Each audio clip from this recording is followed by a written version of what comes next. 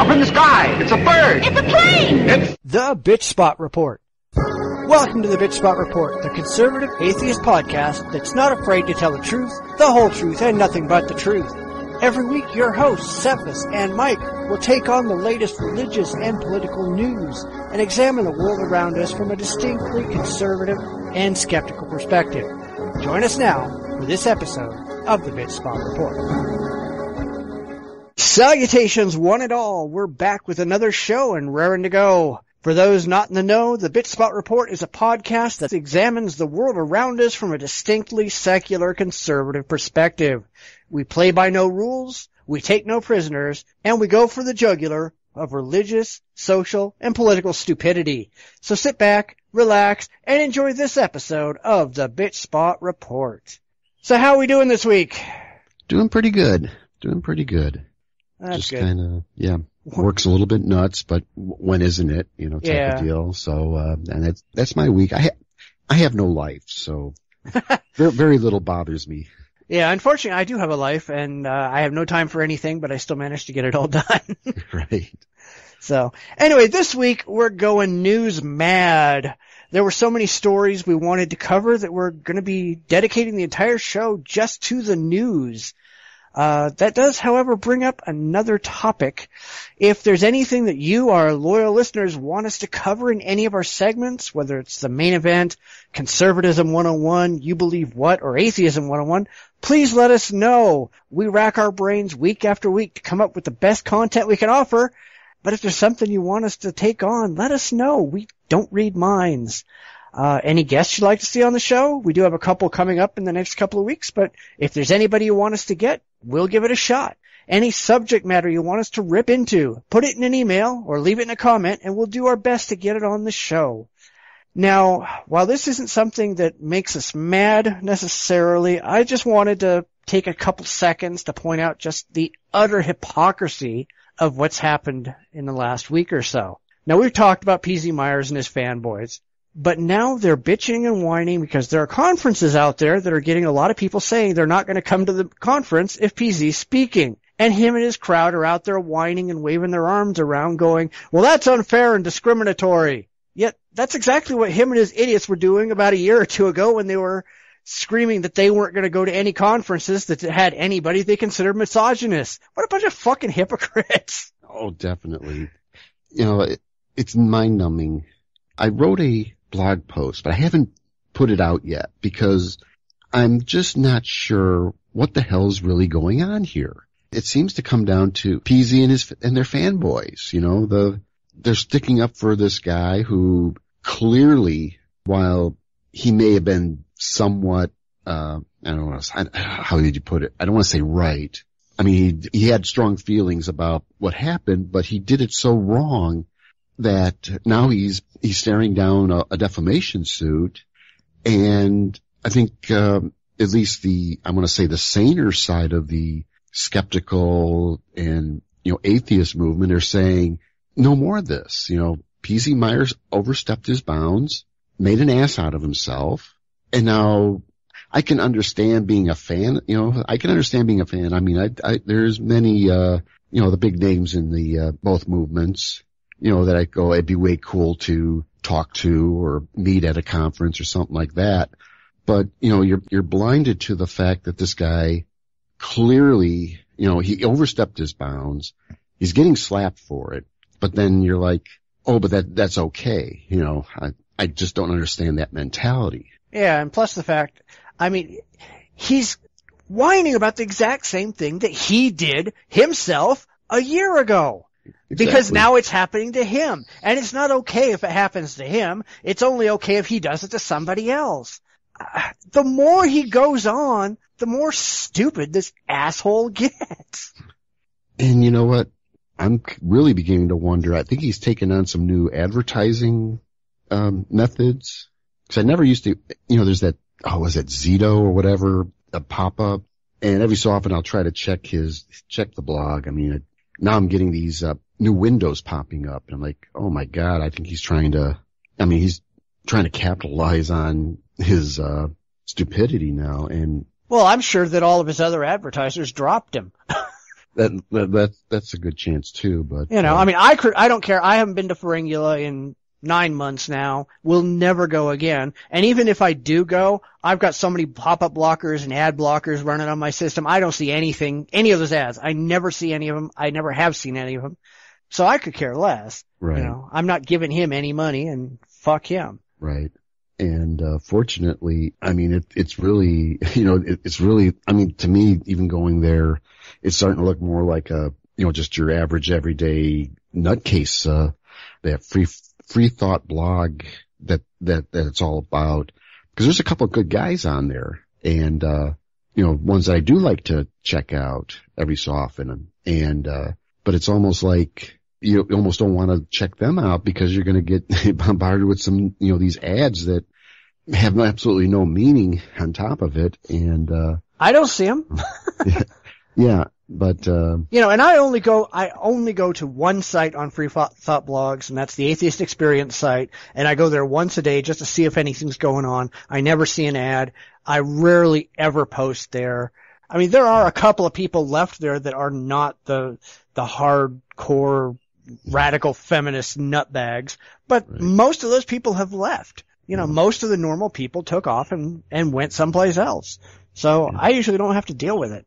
Yeah, I want to say that, I think they're trying to, I don't know if now that the cockroaches are scattering out through the internets because, I was just seeing an email. I haven't looked at it yet, but apparently one of these guys off of Free Thought blogs is, got onto one of these, communities I'm in, and, apparently he's been going after John, who's he's been pretty vocal against Atheism Plus. He's actually, I guess he's sponsored or involved with this Atheism Minus, which is, that thing. And, apparently this guy went on and started, trying to raise some shit on, so I don't know if it's just the cockroaches trying to infiltrate the other side, so to speak, that kind of chicken shit stuff that when you don't get your way, you start doing these, little childish things. And, I don't know. It's just so ridiculous. I mean, it at such a level of ridiculousness. I can't even, honestly, I blocked it out for a little while. I mean, maybe every once a week I'll check out what's going on, and I'll probably even do it less now because, until the lawsuit's over. Yeah. Maybe, see what happens there. If they can't let that go to court, that's got to be settled. I mean, I'm almost betting on it being settled. Well, it's an open and shut case if it goes to court. Right. I mean, PC has no case at all. None whatsoever. He loses if that sucker goes before a judge. And it just makes him look bad. So he's got to settle, and I don't think Shermer's gonna back down. I think he's gonna force PZ to actually issue a public apology and a public retraction. And cool. I'd like to see everybody do that. I'd like to see everybody kick the shit out of PZ. Yeah. I want to see him go bankrupt. I want to see him lose his job. I mean, seriously, I want to see this guy go down. And not just because I'm being mean, but this guy has earned every bad thing that happens to him. He deserves it. Yes. Oh yeah. It's called justice. Let's see it happen. Right. Well, anyway, let's go ahead and get on because otherwise we're going to talk about this the whole show. Oh God, yeah. That's definitely. All right. So let's go on to a lot of news. And now the news. This is a follow-up to a story we had last week about the religious wanting to end IRS restrictions about endorsing candidates from the pulpit. This week, we go the other direction. Last week, the Freedom from Religion Foundation won an important victory when a Wisconsin judge ruled that they could proceed with their lawsuit against the IRS for their failure to enforce rules against partisan politicking by tax-exempt religious organizations. The IRS had moved to dismiss the suit, but the judge found that the FFRF had standing to demand that the IRS treat all tax-exempt organizations, religious and otherwise, equally, which they have not done in many, many years. Well, it looks like things might be changing for the IRS. What do you think? I hope so. Selective enforcement, letting these guys skate by. I mean, if I'm late with my payment or, I screw up on my payment, the IRS is all over it, and, they'll be calling me in for audits and, they can make your life miserable. And, what's good for the goose should be good for the gander, and if these religious organizations or whatever, if they want to maintain their, tax exempt status, they got to be following the rules. And if they're not following the rules, then they lose their status. And the IRS is supposed to be enforcing it. Why aren't they? And, I think a good thing. Yeah, I agree with you completely. There's a lot of Christian churches out there that blatantly and openly challenge the IRS to rescind their tax-exempt status.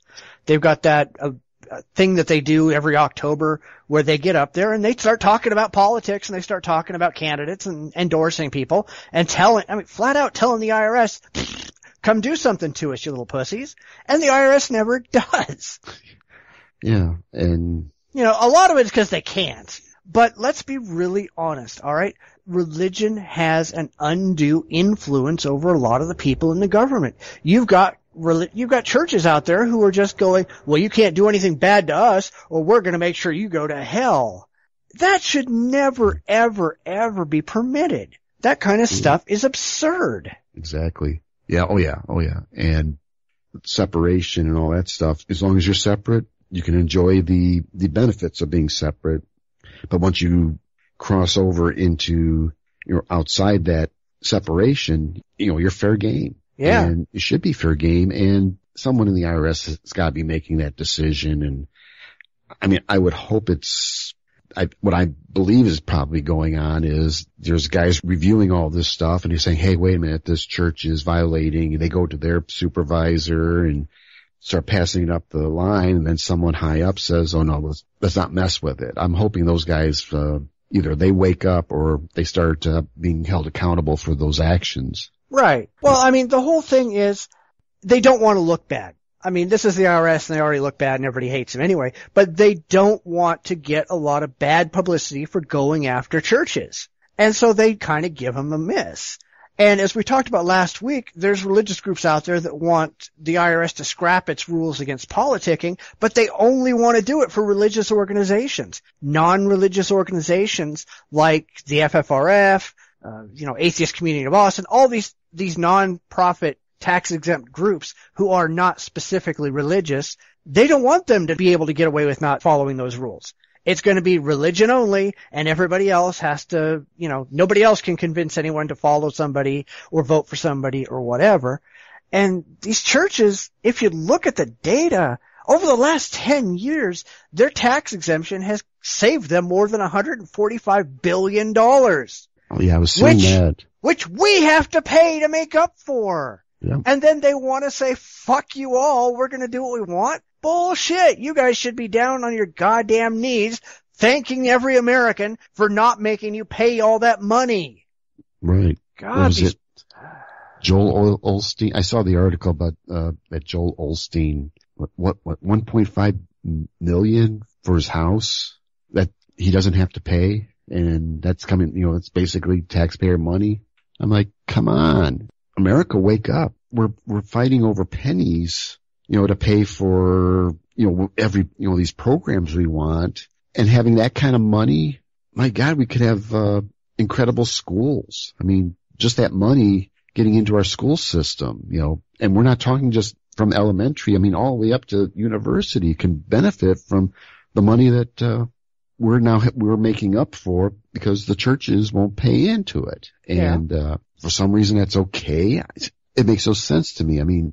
That's almost like, I don't know, how much is it costing us to fight these wars? It's like, if that's more wasted money, it might, I think, oh yeah. But it's like, what the churches, don't pay. If they were to pay that in, maybe we can afford to pay for the war in Afghanistan, but it's almost like our sensibilities are upside down.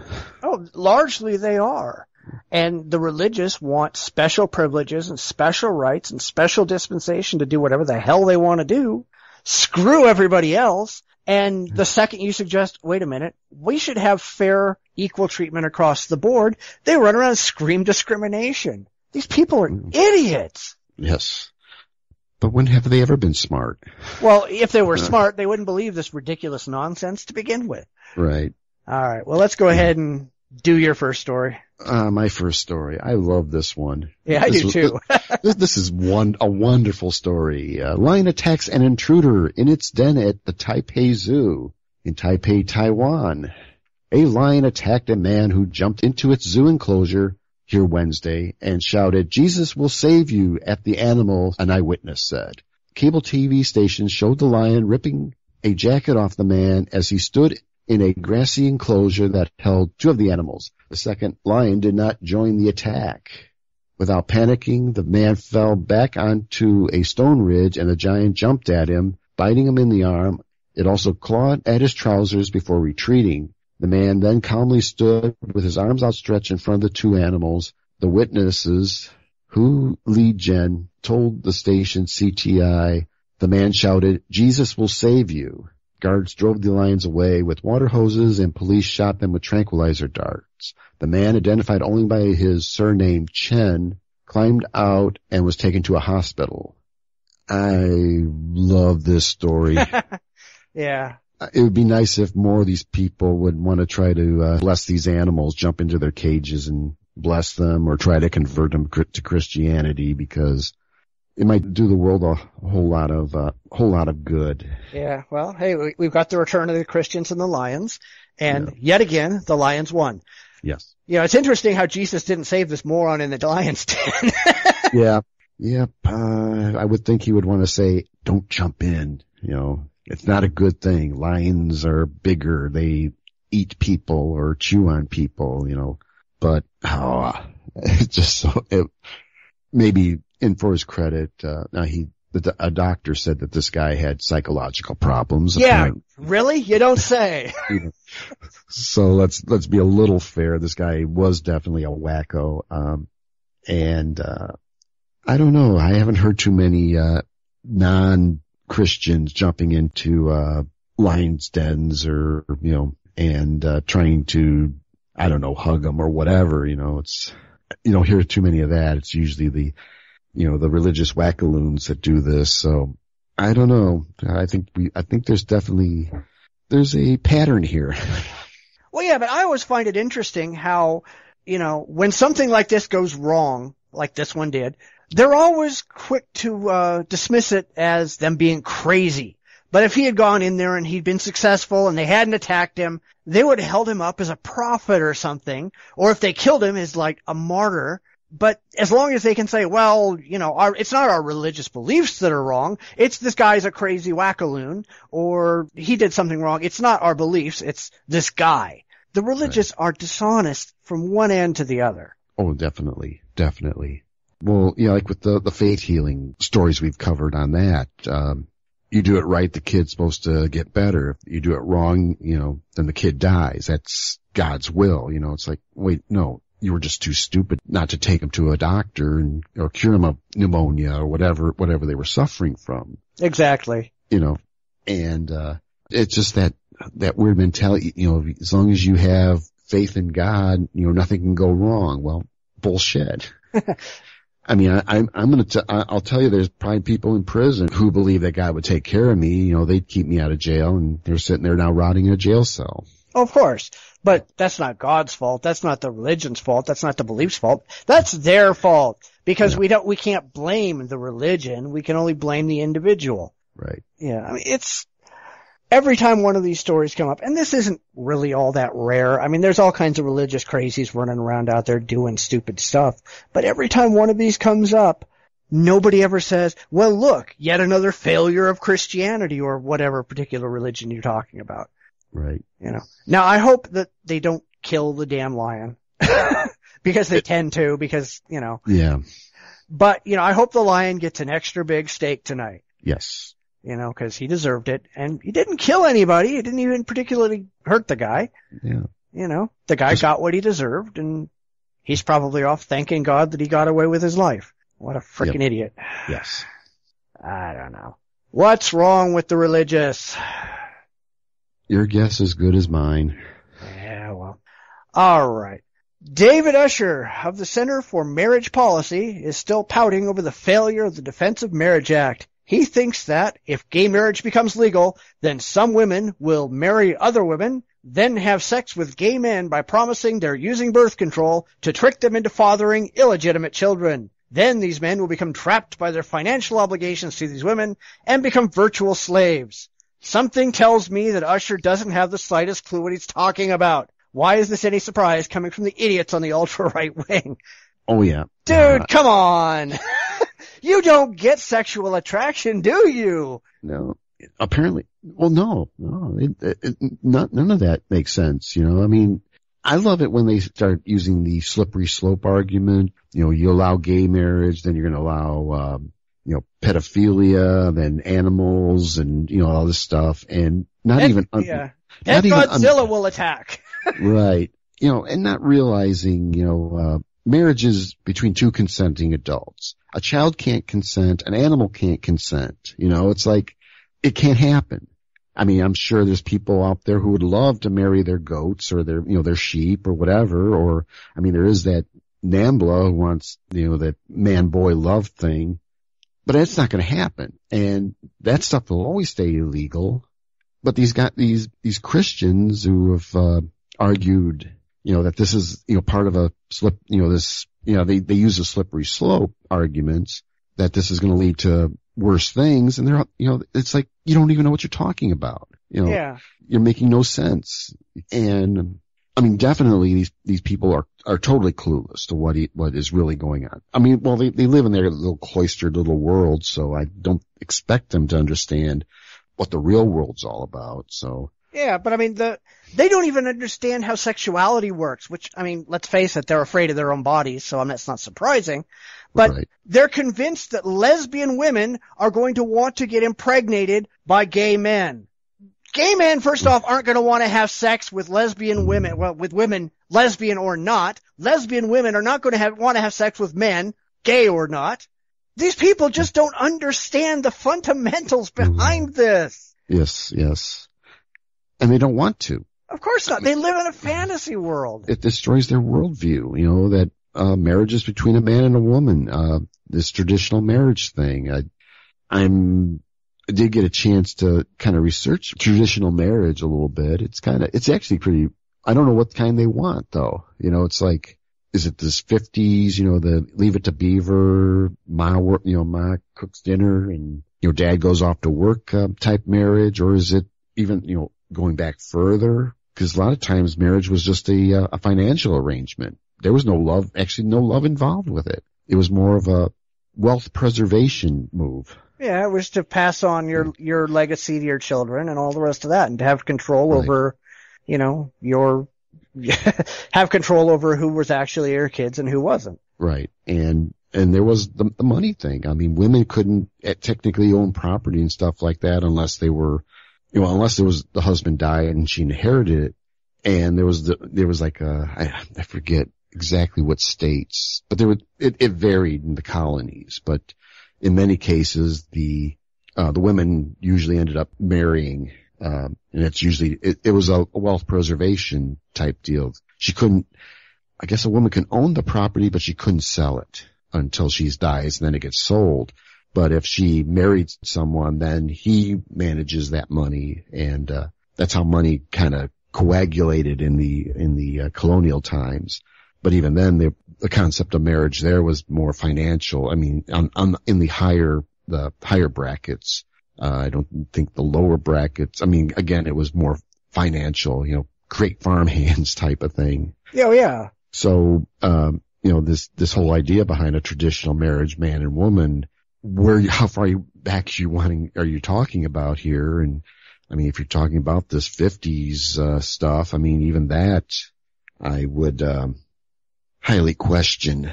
It was rare for fathers, and unless you were on a farm in a farm situation where dad ran the farm and, all the boys as farmhands. But in a suburban setting, the father was always off at work. Mom took care of the kids, and of course the kids seemed to get in trouble or whatever, whatever, but, kind of going off on tangents here. But, there's this, the dynamics changed. We're not living in the 50s. We're living in the 21st century. We all have rights. We all have basic rights to how we want to lead our lives. And having these idiots who think that the marriage is just men and women. I mean, this is old. This is stuff that went away dying in the 20th century. Give it up, people. You lost. Yeah, but these people have a completely unrealistic view of reality. I heard, and I don't remember any of the details on this, but there was one, ridiculous wingnut who was saying he's not going to let his daughters go to school. He's not going to let them out of the house. He's going to train them to be subservient. They're never going to have to worry about getting pregnant before they're married or anything else, because he's going to keep them locked in the house for the entire time up until they turn 18, when he's going to find somebody for them to marry, and then it becomes their husband's problem to deal with her. These people just, I don't get these idiots. They're living in a fantasy land that never existed. Yeah. I mean, I can't, cause I'm trying to figure out, well, what are they thinking about? What, is there a time period? Is there something, No, it's just this fantasy. Women are supposed to be kept stupid and pregnant and barefoot. That's as ignorant as it gets, and where do you really get that out of the Bible? I mean, I'm sure wonder if Leviticus, I'm not that versed on, a lot of stuff in the Bible, but, is there laws or rules that women are not supposed to? Yeah, there are. Yeah. But these people aren't really going by the Bible. They're going by, they want control, and so they're going to claim that the Bible gives them control, and therefore, That's what I'm trying to get at. Yeah, that's what I'm thinking. There's probably something in the Bible that says this, but, of course, you get into the, but when you start looking at it, it's like, well, wait a minute, that's not what it's saying. But they seem to think that, women are supposed to be this, men are supposed to be this.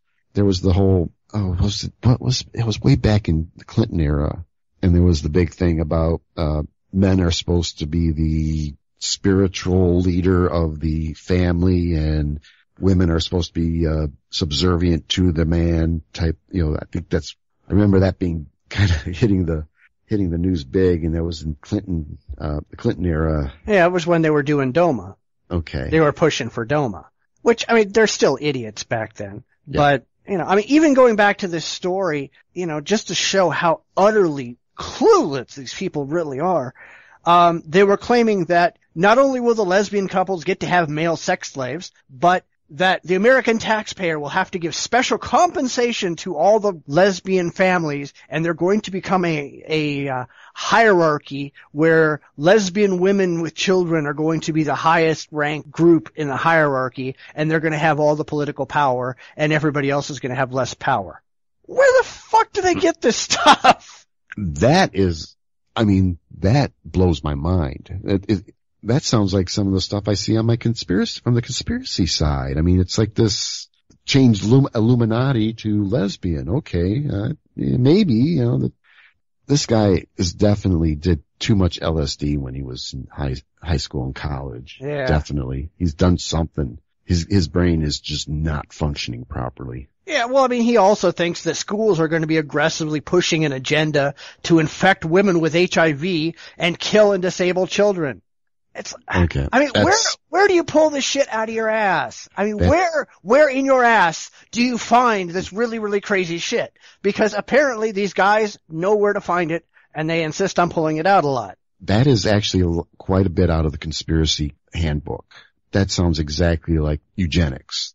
I can do a whole story on eugenics, but there's this belief that, the eugenics came out of, after Darwin had developed and they started accepting, the origin of species and evolution.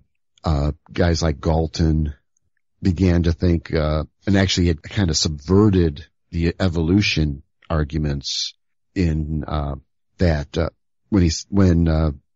in Darwin, when he talks about survival of the fittest, it's those organisms was able to move its DNA forward in generations. Galton took it as that the strong survive. That's where this concept, the strong overcomes the weak type of attitude in that has been, and that's kind of the basis of eugenics, and then eugenics rolled into forced sterilizations in the United States, Germany, England, and kind of gave support to the Holocaust and the extermination of Jews. What you just said sounds so much like this guy. He is so firmly rooted in the conspiracy world that because in there they still believe that there are eugenicists still around. They're still trying to press forward. It kind of pops up like they were talking about like sterilization of sex offenders. That is a eugenics based concept. I don't know if they do that but it was, these guys are living in a conspiracy world. It sounds exactly what's going on. They believe that there are the puppet masters, the Illuminati, and apparently he believes that instead of the Jews being the Illuminati and the ones that are going to take over the world, the lesbians are going to take over the world. The lesbianati. Yes. The protocols of the learned elders of Lesbos. Don't suggest it. They're going to start doing that. Hey, then I got some content for my other podcast. Cool. Cool. We just can't, all right. I'm in cross-pollination. That works. Excellent. All right. Let's get away from Christian craziness to Muslim craziness. Yeah. Yes. The verdict, shocking. The sentence, even more so. A Saudi woman beheaded. Her crime? Practicing witchcraft and sorcery. According to Saudi Arabia's Ministry of Interior, Amina bint Abdul Halim Nasser was executed on Monday. London-based Saudi daily Al Hayat quotes a source in the country's religious police who said authorities searched Nasser's home, finding books on sorcery, a number of talismans, and glass bottles filled with liquids commonly used for the purposes of magic. The source added Nasser was selling spells and bottles of the liquid potions for about $400. CNN could not reach Saudi Arabia's religious police or Ministry of Justice for comment. Amnesty International issued a statement calling the execution deeply shocking, saying it highlights the urgent need for a halt in executions in Saudi Arabia. Saudi Arabia, an absolute monarchy, practices a puritanical version of Islam. In the deeply conservative kingdom, sorcery, witchcraft, and blasphemy are all offenses that can be punishable by death. And this is not the first sorcery case in Saudi Arabia to draw the anger of rights groups. In 2008, Lebanese TV host Ali Hussein Sabat was arrested on charges of sorcery while in Saudi Arabia on a religious pilgrimage. In 2009, he was found guilty and sentenced to death. While Sabat has not been executed, he remains in prison. Saudi Arabia's judicial system also made headlines this month for the sentence imposed on Australian national Mansour al-Marib. He was convicted of blasphemy while performing the Hajj and sentenced to 500 lashes and a year in prison. The Australian government is pleading al-Marib's case. In its statement, Saudi Arabia's Interior Ministry said Nasser had been investigated before her arrest and that she was, quote, convicted of what she was accused of based on the law. Mohammed Jamjoom, CNN, Abu Dhabi. Yeah, we got the Saudi Arabia's war on witchcraft.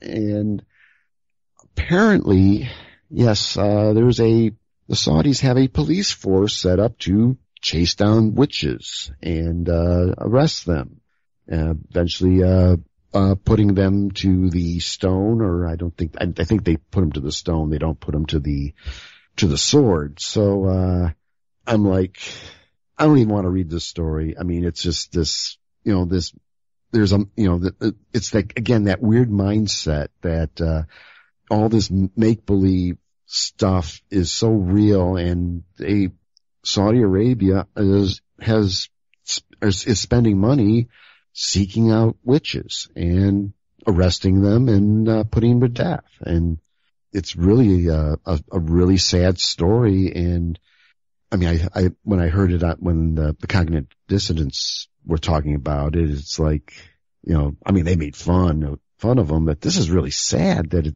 that even in times like this is happening now, that people are believing witches, and Saudi Arabia has taken upon itself to create a police force to hunt them down. Yeah, I mean, it's people who just have no grasp on reality, and all those people tend to be the religious. I mean, isn't this exactly what they used to do back in the day with the Inquisition and the witch trials? Yes. It's not like you can go, well, there's no parallels in the Christian world. Hell yes, there are. And there are still people out there who think that there are witches and demons and all this nonsense, hurting people and casting spells and all this crap. It's just stupid. And to have a modern nation be out there running around, they've got 9 units out there that do nothing but hunt witches. They have caught hundreds of people that they've claimed are witches. They've beheaded people that they claim are witches. Holy shit, people! And they think the witches can fly. Yes, apparently they do fly on brooms in Saudi Arabia. Yeah, well, I guess it's no surprise they think witches can fly because they think Muhammad flew away on a winged horse. Right. But come on, people. Yeah, I'm pretty sure I've gone, over this. I mean, we live in a time where this kind of stuff should be irrelevant. I mean, it should be left in fairy tales and stories, in Harry Potter books, but not that this is real. I mean, and they're actually catching, convicting, and putting to death these people. I mean, Nigeria, they got the same kind of problem, and it's the Christians there who are basically singling out children and having them, and then they end up getting killed. This is the 21st century. I just can't fathom, how do you justify this? I mean, I don't know. I'd like to think Saudi Arabia is a fairly modern Arab nation. No. And I mean in a sense, but it's like, no, they're not. They still believe in witches and stuff like that. They believe in fairy tales. The thing you have to remember is that most of the Arab world aren't living in the 21st century. They're living in the 9th century. They've never come out of the 9th century. They're a bunch of primitive screwheads. They're stupid people who believe in magic and witchcraft and evil spirits and all this nonsense.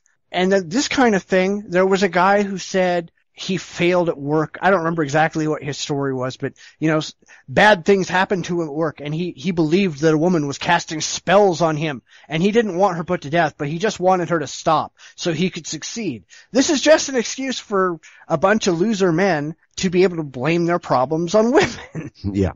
And I don't understand the kind of mentality behind this. And it's almost exclusively religion. That's where all this crap comes from. And it's not just the Muslims. It's not just the Christians. The Jews do this stupid shit. There's a lot of Asian religions where there's demons and all this other crap running around and ghosts and spirits and holy shit, people. What the actual fuck is wrong with you? When did you take leave of your senses and decide to buy into this religious crap? I wish I knew. I mean, I wish there was like some switch, maybe, something to say, the light switch, turn on the light and says, here's what's really going on, people.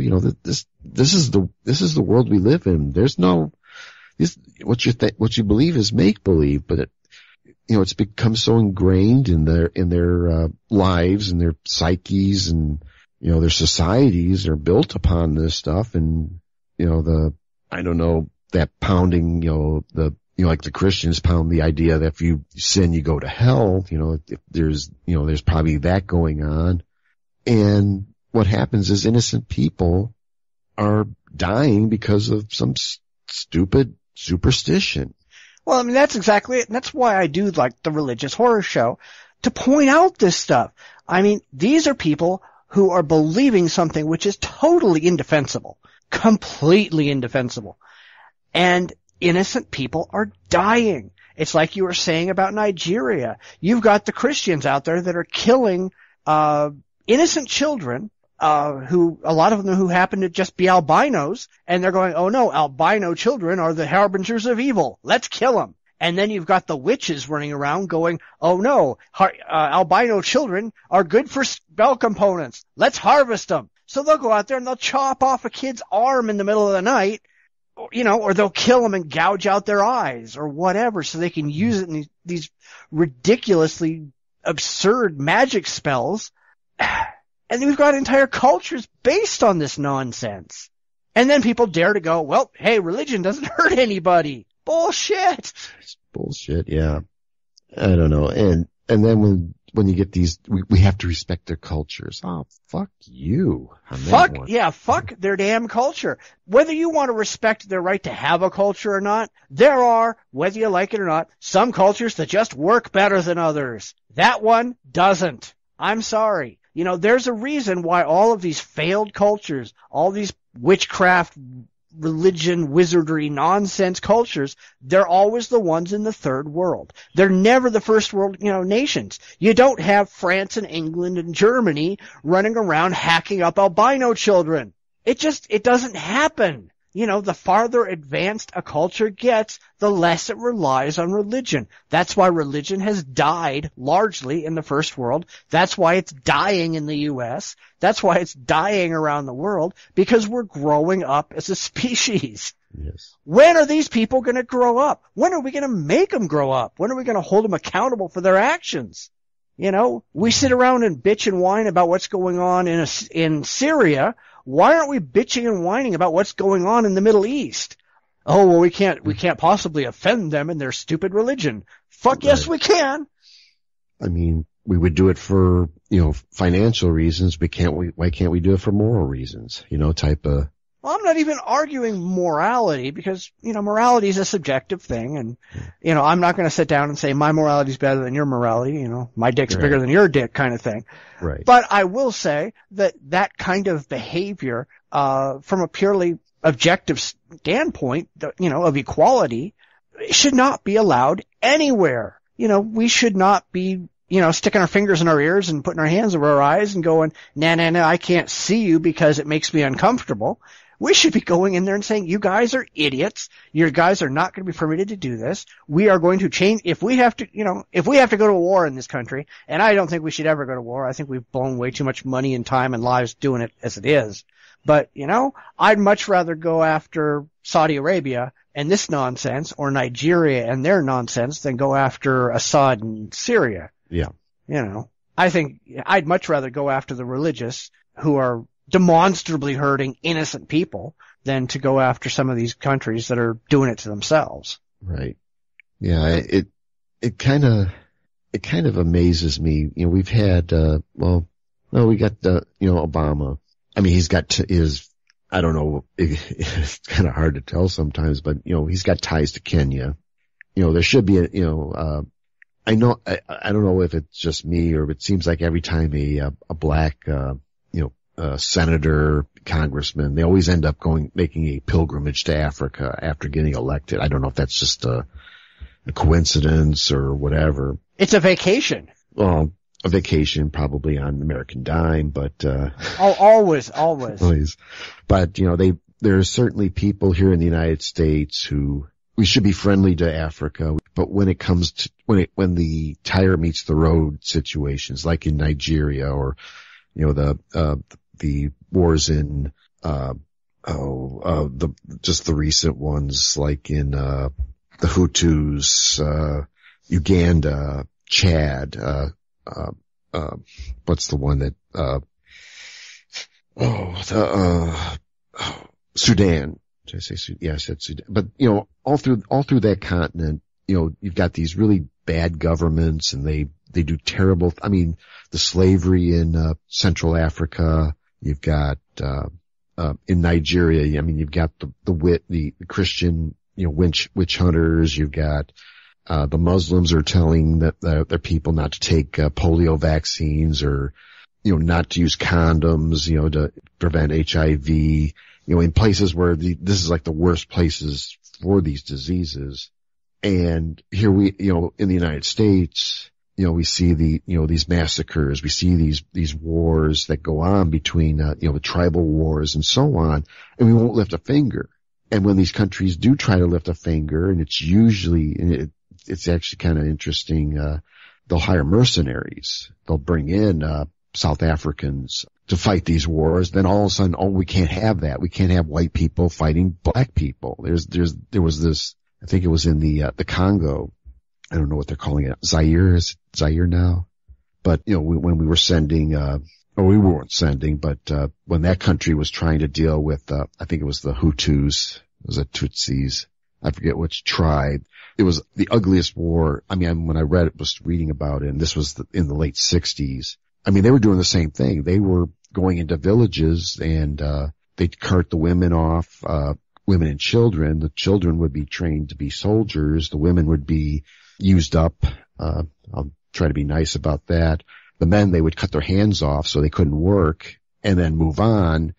Of course, they're trying to kick out the government. They were fighting the government. So what do? You commit atrocities against your own people to get your point. And the United States didn't lift a finger. The United States won't lift a finger.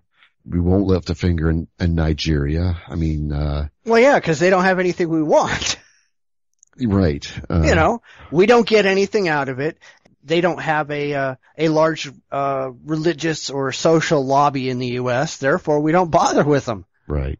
And we let this go, and the American people just let it go because there's no financial, because usually apparently that is at least a mover in getting us into a war. I'm still struggling with trying to figure out what the financial benefit to Afghanistan, but Iraq was definitely, there was definitely some financial interest there. And Afghanistan was a cover to get us into Iraq. Bush knew that he could not just walk right into Iraq because he couldn't get any evidence that they were responsible, but he could send people to Afghanistan because he had evidence there, and then he could use that, since we were in the area anyway, to just go over and attack Iraq. It was just cover. Yeah, I kind of wonder because it just didn't.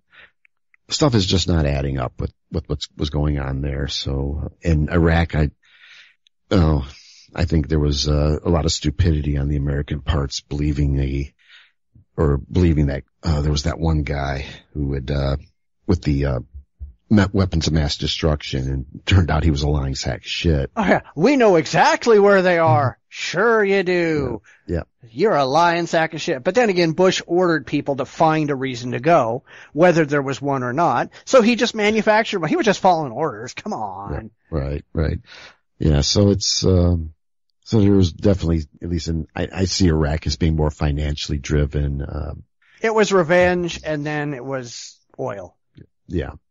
But, and I would think with Nigeria, because that's a major oil, but it's, I'm wondering if it's not American always has some tap. It's Dutch Shell operates out down there. I think they've got the exclusive contract down there. But anyhow, but it's like this. We've got our Congress critters, even our president's gone over there, we're here to help Africa, and then, clearly they need help. We won't give it. But they're not willing to accept help. That's the problem. They don't want our help, because in order to be helped, they have to stop the stupid shit they're doing. They're not willing to do that. If we go over there and say, hey, knock off with the religious crap, knock off with killing kids, knock off, you're going to have the Catholic Church going, hey, wait a minute, we have a right to tell them not to use condoms. You're discriminating against us. You're going to have the Christian groups in the U.S. doing the same damn thing, which they do.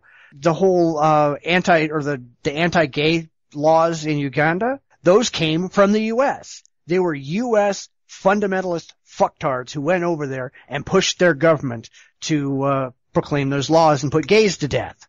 That's us. Yeah. So none of these people want our help. They want money, they want technology, but they don't want to solve the problems. If you went over to Saudi Arabia and said, hey, we want to help, Saudi Arabia doesn't want our help. The Muslim Brotherhood and the fundamentalist Muslim idiots want to continue doing what they're doing. They have no interest in changing their culture or improving their ways or giving anybody rights or anything like that. They want to continue to be a bunch of backwards religious shitholes. That's their purpose. Right. Oh yeah. Actually, I was kind of talking about that. Actually, I remember, and again, it was like a C-SPAN. There were some people, they were talking about Cuba and U.S. sending humanitarian aid to Cuba. Even though we have this embargo, we will send, we'll send aid, we'll send dollars to Cuba to, like to help out hospitals and stuff like that when they're in trouble. Right. And that's fine. But what was funny was that, I'm trying to remember the discussion because it turned into this. Apparently, the only reason why we will send stuff to Cuba is because we think that being friendly Americans and helping out, that it might stir up resentment for Castro and getting him kicked out. And it's like there's like that. I think it's partially the mentality. We think that people want to overthrow this dictator. We call him, well, we consider him a dictator here in the States, but he really isn't. I mean, he's done more in Cuba without our help than countries that have gotten our help, Yeah. And, so he happily takes American dollars. He'll take American aid. But then when it's done, it's like, okay, no, there never has, never will be, and, those who were thinking that if we send a bunch of aid or we send a bunch of, dollars into these, these countries, that they will somehow, their heads will clear and they say, oh yeah, we could do better. No, it doesn't happen. The government's, either the government maintains their status quo and everything goes back to shit, or if there is some kind of uprising, the government just clamps down and kills half the population and they're back to square one and, oh yeah, everyone's happy, And like again, and I think that's kind of the American, how we've deluded ourselves to think that, there are people I think would like to have an American type system in their country, but they need people who are competent, honest. You need that. I mean, we could spread democracy all over the world if we wanted to, but if you get shitty leadership, it's still going to be the old same thing, Yeah. Well, we don't tend to actually help anybody. Yeah. We tend to go, well, look at Libya, all right? We went in and Gaddafi's gone. Wow, we're having a party and everything's wonderful. Libya is 10 times worse today than it was under Gaddafi because we just walked out and left them to their own devices. And it's now like Somalia in northern Africa. Yeah. It's a horrible place. Yeah. When Afghanistan, the first time around, when the U.S. pumped all this money to help them kick the Russians out, what happened afterward? Nothing. And that allowed the Taliban to eventually take over, and then we have the problem of Osama and the Al Qaeda and the Taliban. It's like we basically created the problem because the Russians tore that country up, and we had the opportunity of maybe get schools built, or because they were Charlie Wilson was trying to get the United States to come up with funding to pay to get schools built, get hospitals, police, fire, get just basic infrastructure into that country because they didn't have it. And U.S. said no, the Russians are gone. We don't need to mess with it. And next thing you know, the Taliban came out of the hills and the Mujahideen came down, and you get what we ended up having to fight over again, type of thing. Well, we are our own worst enemies. Oh, definitely. We have done, and if you look at it, since the 60s, 70s, we have gone around the world, we have installed our own dictators or our own quote-unquote freedom fighters into any government that we don't like. We've knocked the government out of power, and then we've had to go back in 20, 30 years later and take out all the people that we put into power because they stopped paying any attention to us. Happened in Iran, happened in Iraq, happened in Afghanistan. Noriega, happened in Vietnam. Noriega has been in prison for years now, but they won't allow him to talk to the press because he just might tell them stories that the U.S. government would be, much happier not letting anybody know. Oh yeah. Because, we did the same thing for him. We put his ass in power, and then we had to go take his ass out of power. That's how we work. It's like, it almost seems to me like we're trying to do it for the right reason, but we're doing it with the wrong people for the wrong, and eventually it ends up being the wrong reason. It's like the situation in Iran where we put the Shah in power. Since we're talking the 50s, there was this overall concern about communism and, the expansion of communism into non-communist areas. And there was, I was just reading I got the PDF of this, report that Iran was in trouble. They were financially in trouble. And that's usually the first signs that, you're going to have trouble with communism gaining power.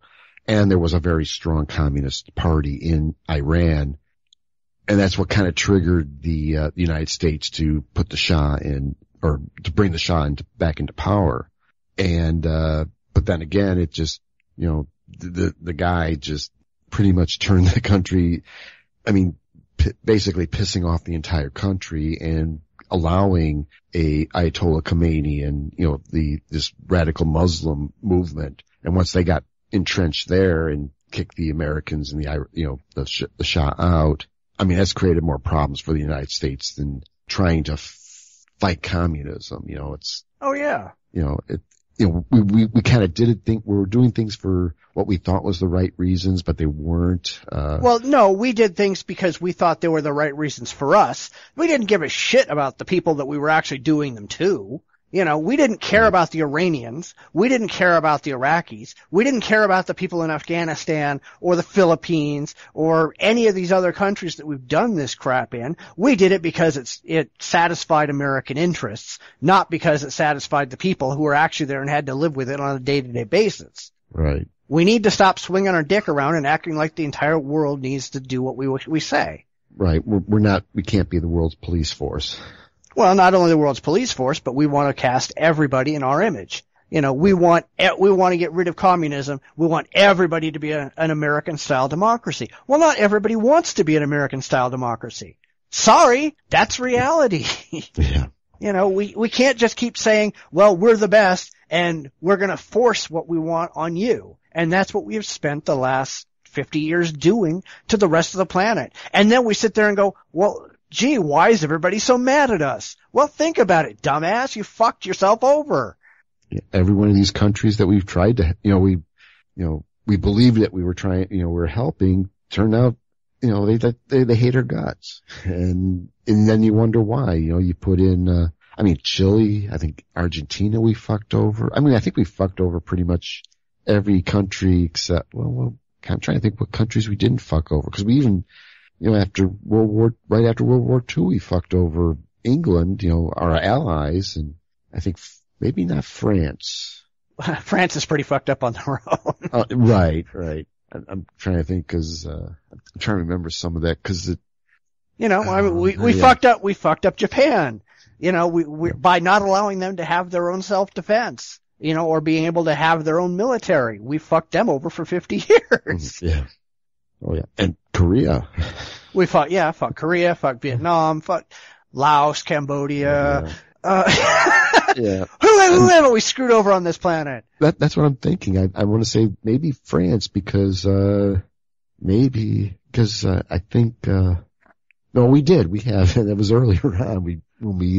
After the revolution, we kind of realized, France isn't going to be a very good trade partner, but England will be.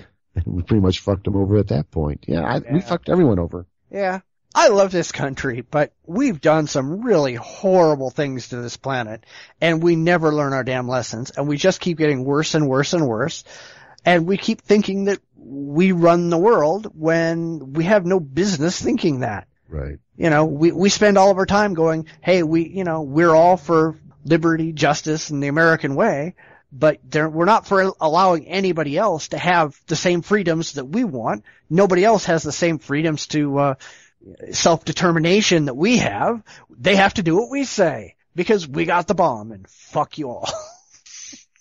Oh yeah. Yeah, I don't know. And we are so far off topic. Definitely. But that's okay, Save it for the outtakes. There are no outtakes in this show.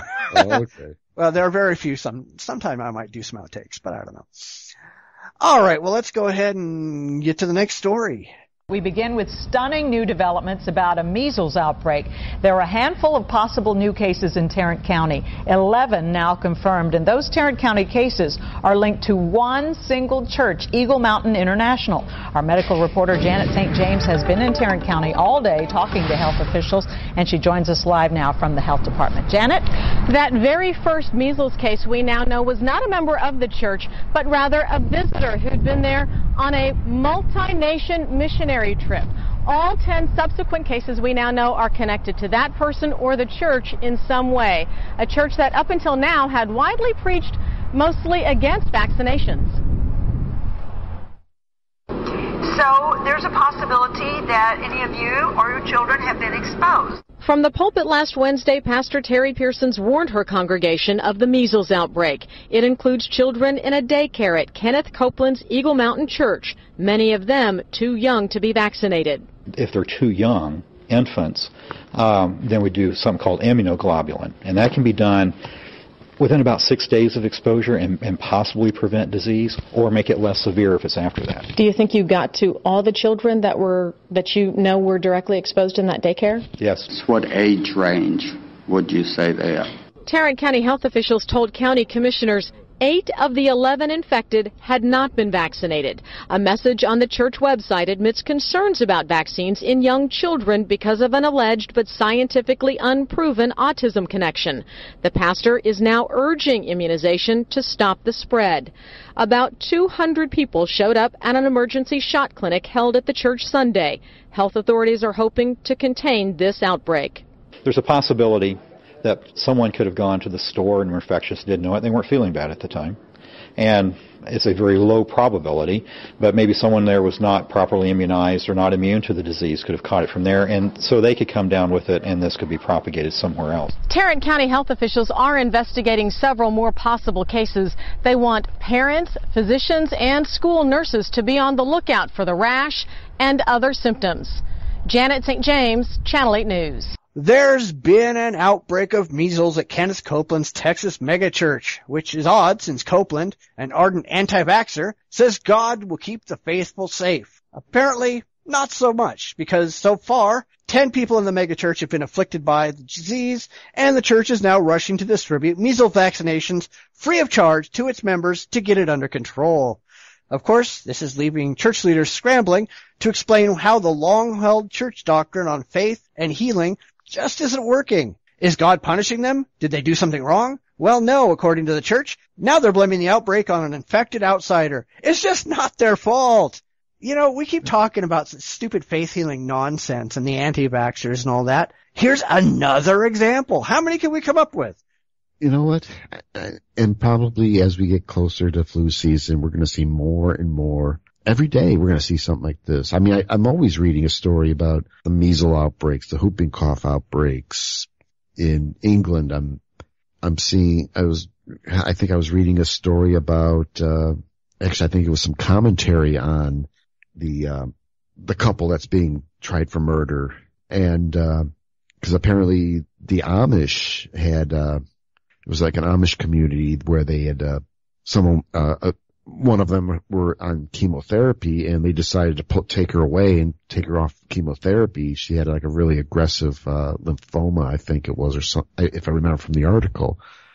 And I keep reading these stories and they're sad stories where, you know, preventable diseases, measles, the flus, the flu vaccinations, even just some of the basic first aid, you know, our hospitals. I mean, even just the basic stuff. I mean, to hold down infections and so on. We have this ability, but people are like rejecting it because God tells them to, you know, as long as you pray hard enough, you gotta believe. If you don't, then you're going to succumb to the, to the disease. I mean, you gotta keep believing in God or, you know, believe him in this way. If not, oh well, then that's your fault. It's not God's fault. Or, oh, it was just an outsider, an unbeliever that brought the, you know, it's the same story. You know, insert disease, insert, you know, the cause, you know, the treatment, insert, whatever, and you can build, and it's the same argument, parent, kid, pneumonia, prayed, didn't pray hard enough, kid dies. Yeah. We were just talking about people believing in witches. Now, here we're talking about diseases that, we're dealing with a real world here. There's no witches, but measles is real. People measles is not something you want to be contracting. And, I forget if it's, as you get older, you're more, it's more dangerous to have measles. And chicken pox and all those.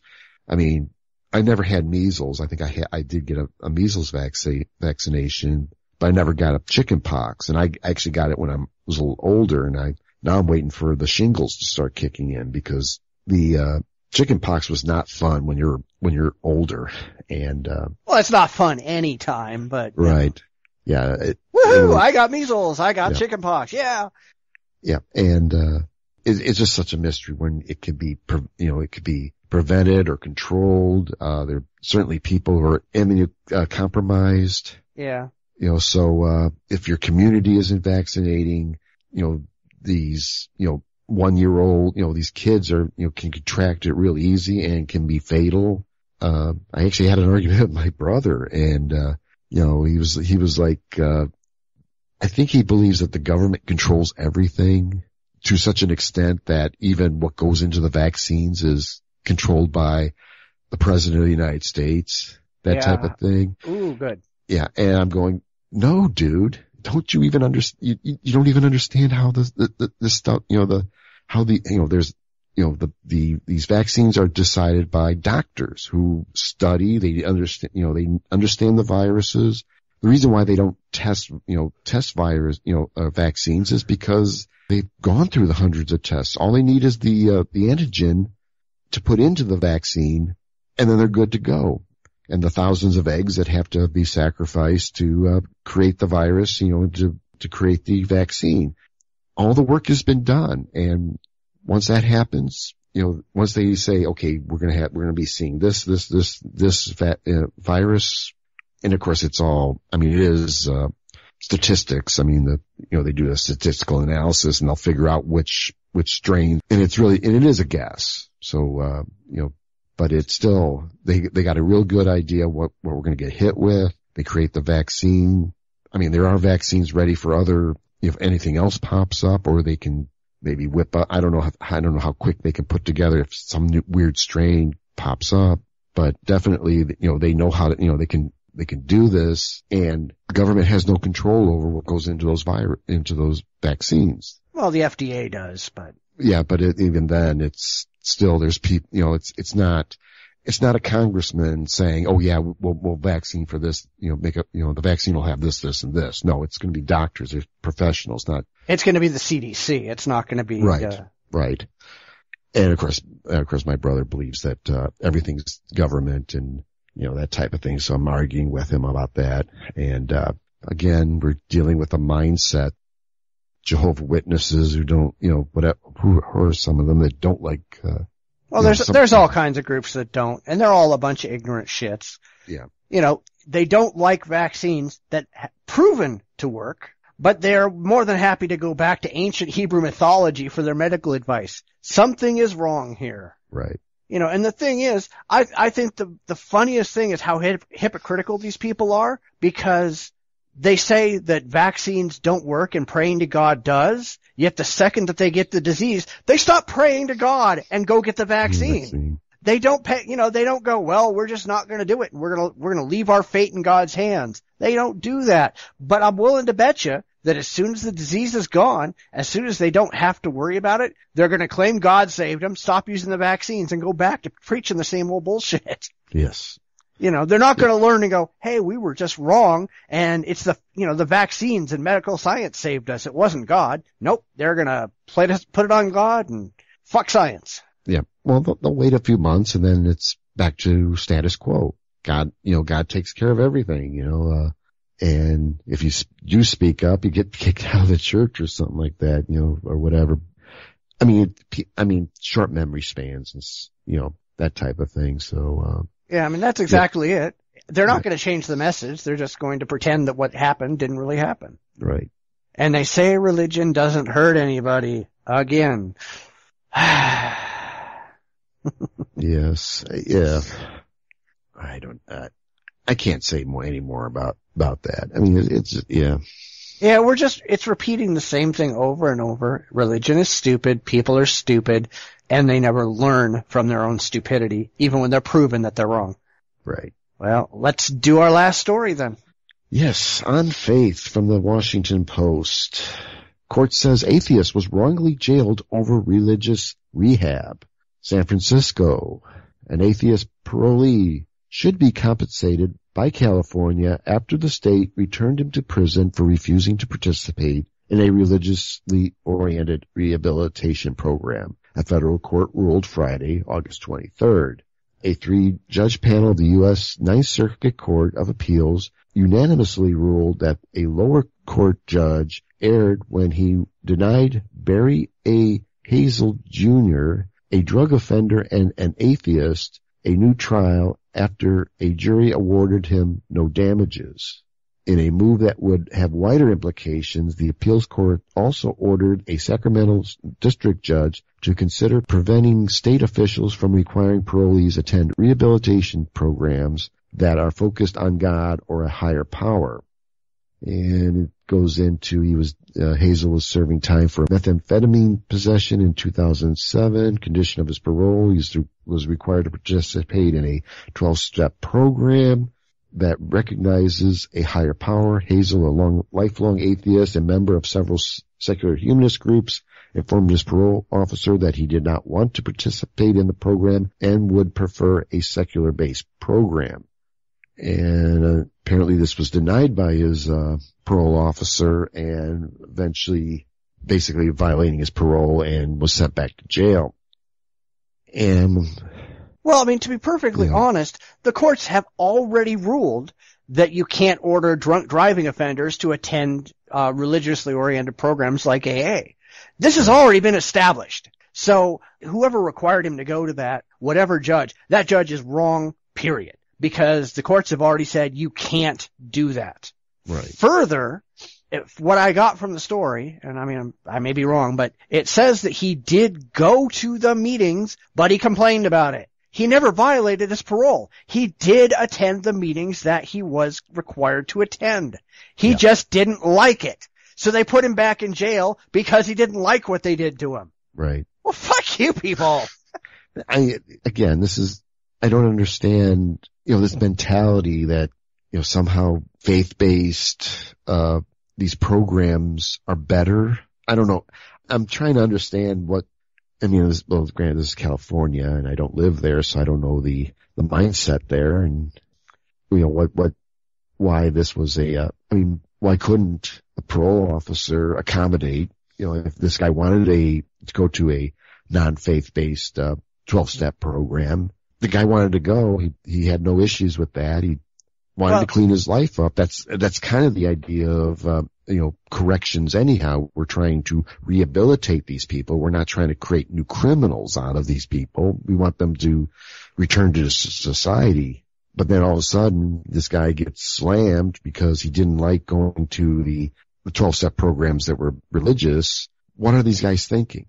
There's just, again, it's just, like here it's kind of a different thing. It's like, like somehow if there was some kind of, these are the programs we approve of, or, if there was any special approvals that had to happen or certifications or whatever that had to, for the court to accept this particular, these particular programs as, to meet conditions of parole, or if this was just, you gotta go to a religious one. You can't go to a secular. And, what I understand is there were no approved secular programs in his area to go to. That's not a reason to say, we're going to make you go to a religious one. And it also is not a reason to say, hey, you can't complain, because whether they like it or not, he does have a right to free speech, and he also has a right to the freedom of religion. So you can't force him to go sit in a church or go listen to a bunch of religious bullshit just because that's what they like, or that's just because that's what they have available. they have to accommodate his religious or non-religious beliefs. If a Muslim showed up and said, I won't go to one of these unless all the women are covered or whatever, they would have to find something. They'd have to locate something for him, or they'd have to waive that requirement, because they can't force somebody to violate their religion or their non-religion just because that's what the judge wants to do. So the judges are wrong. This guy is going to end up getting compensated, and the system had already changed, but the system, it's going to be much more widespread known because of this case. Yes. And the fact is, the stupid fucking 12-step programs are either no better than a secular program, or in many cases, they perform worse than secular programs in many studies. Right. Oh yeah. Yeah, that was the other thing. I haven't really dug into these 12-step programs.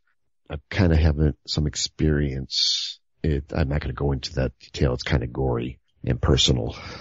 But, I kind of wonder what if there's even a value to these things. Apparently for some, yes. But there's definitely some people that, I think they need, there's gotta be some other method here, and why force a person into this particular program if there's other programs that can help him get through this addiction, if there's other methods out there. Like I said, I'm not that well versed in I don't do drugs much. It's just my alcohol and tobacco. I don't know what what is all involved with people dealing with addictions. So what programs are there to get them off, get them clean, get them back to normal, basically? Or why couldn't this guy get into some program, whatever the state would accept, and they just turned on this guy, and I'm hoping this guy makes out pretty good, because the state really failed him on. Well, the only problem is it wasn't the state that failed him, it was the judge that failed him. And the judge is not going to have anything to do with it, and the taxpayers are going to have to pick up the slack because the judge was an idiot. Right. What else is new? Yeah. That's why I think we need to be holding public officials responsible personally for what they do in office. I don't think that this, limited immunity crap ought to fly at all. You made a bad decision. You take the responsibility for making the bad decision. Oh yeah. Yeah. Definitely. And that, especially in this case, but, he's, I guess, representative of the state. I don't know. And I don't know how it works in California or. He was elected by the people. He is representative of the people. Right. So, he's accountable to the people. He's not really accountable to anybody. That's the problem. Once he gets in office, the chance of him getting out of office before the next election is slim to none. And he can go in there and do anything he damn well pleases and cost the taxpayers any amount of money, and they won't remember by the next election anyway. True. And who really follows judges unless they do something really stupid? Yeah. And they do it consistently. This may be just the one mistake he made in the 20 years on the bench. So, and I think that leads to being an informed citizen. Don't just sit there and, okay, another judge fucks up, or, oh yeah, the so-and-so passed a goofy law. Try to stay involved. To this day, I can still remember when I heard, and this was back when NAFTA was I think it had just been written up that it was in the middle of debates, and Billy Clinton was running for president, and I remember he did a speech for the Florida fruit growers that he will not sign NAFTA unless they change and it had something to do with citrus fruit coming up from Mexico. I guess it's cheaper, whatever the deal was. They wanted to protect the Florida fruit growers and preserve those jobs, blah blah blah. And then turns around, he gets elected, and within barely a week, we're talking about every Democrat that got voted, because there was Carol Moseley Brown, that was the other one. She was always saying, oh yeah, I haven't read it yet, but once I get elected, I'll make sure to understand it, and I'm sure I won't approve of it. And sure enough, every Democrat, everyone that said that signed off on NAFTA, and basically fucked over the Florida fruit growers. So what do? The next year they support Clinton for his reelection. It's like, dudes, the guy just fucked you over. Don't you remember 4 years earlier? That's when I started realizing, our memory spans are so short. I mean, do you remember anything that happened last year? And it was that kind of stuff. I was listening, when I started thinking, it's like, people are just they're not that interested in what these guys have done, what they're doing. And that's what's probably about the thing that's really killing this country. We don't hold these people accountable for stuff they did 4 years earlier. And, I think it's a sad commentary on, this democracy. We don't follow what's going on. We don't want to. We don't have time. It cuts into our football or baseball games. I don't know what it is. People are lazy. Maybe they just don't understand, the importance of the people that are running your city, your counties, your states, Well, the problem is that pretty much every election, it doesn't really make a damn bit of difference who you elect because they're all going to fuck you over. Right. Everybody on the ballot is just saying, line up and bend over because, right. No matter who you vote for, that's what you're getting. Right. But that's why I'm still maybe optimistic, maybe too optimistic to think that if we understood this better, we understood these candidates, maybe we can try to vote smarter, or at least, try to support candidates that may be better than what we're getting. And that's the optimist in me. It's like, I think I believe the system can work. I believe that, we can get, I'm sure somewhere out there, there are people who would love to run, but they just don't want to be made dirty from being in a campaign. Well, it's not the campaign. I do not think that the way that our system works right now, I don't think that it's possible for anybody, motherfucking Teresa, although we know she was a stupid bitch, that kind of a person could run, get elected, and 5 minutes in office would be corrupt because the system inherently corrupts because you can't get anything done unless you get corrupted by the system. Right. But like I said, I believe that if there's people who are, morally, strong, who can stand up to the temptation. And again, I'm being too much of an optimist, but, I have this belief that there are people out there who, if they can stand up against, cause God, what was it? Was it was it the Greek? There was a Greek writer. Oh no, it was the Romans when they were debating being a republic, and it had to do with, it was like, once you give the people the power to vote, it was like, or something like, once people, they can, once they realize they can vote, benefits, or, that the system will corrupt itself. God, I'm trying to remember exactly, but it was like, the system will corrupt itself, and unless you get in there and clean it out somehow, you're going to get worse and worse, and soon people are going to be voting for their own, in their own self-interest than in the interest of the country. That's exactly what happens today. Yeah. And it would, like I said, the optimist in me says there's gotta be some people out there who will say they will commit to not being this, they're going to represent the people who elect them, who will, not be corrupted by the system and work for the country, not against the country. And I think there's people like that out there who wants to do this. Oh, I think there's probably people out there who want to do that. I just don't think that there's anybody out there who would actually go through a campaign and actually do that. Well, that's what I mean, getting dirty in a campaign, getting into a campaign, trying to convince convince people who are probably already pretty jaded with the past candidates. I mean, that's all I seem to hear is, I'm voting for the least worst of the candidates. That's because often there's no best. Right.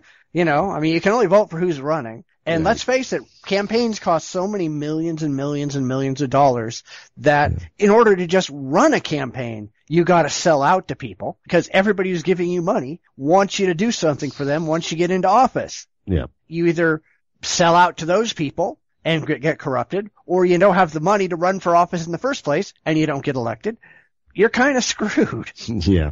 The system is broken and we don't seem very interested in fixing it. Right.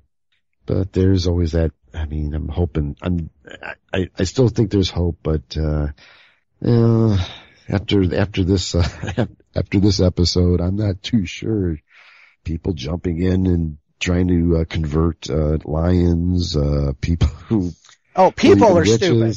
Yeah, people are stupid. I'd like to have the people who are actually running the show that we're putting up there to represent our interest. I'd hope that those people are more intelligent than the ones jumping in and trying to convert lions and that kind of crap. But unfortunately, we know they usually aren't. They're usually the bottom feeders, the lowest common denominator. Yeah, I'd like to read Bachman. There's a book about her, and except I feel dirty just thinking about buying it. So maybe I'll have to hit the library and see if it's there. Yeah, no, I try not to read those things. Yeah, but it sounds like it's a tell-all and the real nutter. Yeah, but we already know she's a real nutter, so why do we need to read a book about how, yeah, she's proved it herself. Right. And that's the thing, you know, even on top of that, you got, Perry, Bachman, God, who else is, you know, every time they open their mouths, stupid shit comes out and people are like, oh yeah, great. You know, what the hell? Yeah. But, I don't have a lot of faith in the future. You know, it's going to take a whole lot of people getting really sick and tired of what's going on and being willing to revolt. You know, and if it takes, you know, a military coup or, you know, a actual revolt on the streets with guns, it might take that. But it's going to take people who are just so sick of it that they're not going to put up with it anymore, and they're going to change the system by force. And I don't think Americans have the guts or the balls to do that anymore. Yeah, there may have been a time, maybe, if we were like this way back when, we'd still be a fucking British colony. Yeah. Oh, exactly. Yeah. Oh, yeah.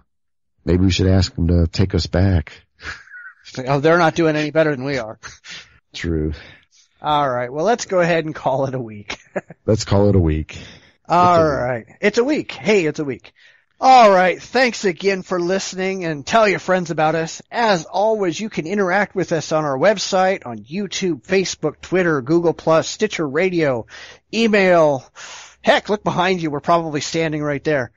We'll be back in a week with more conservative atheist goodness, so don't move or you might miss it.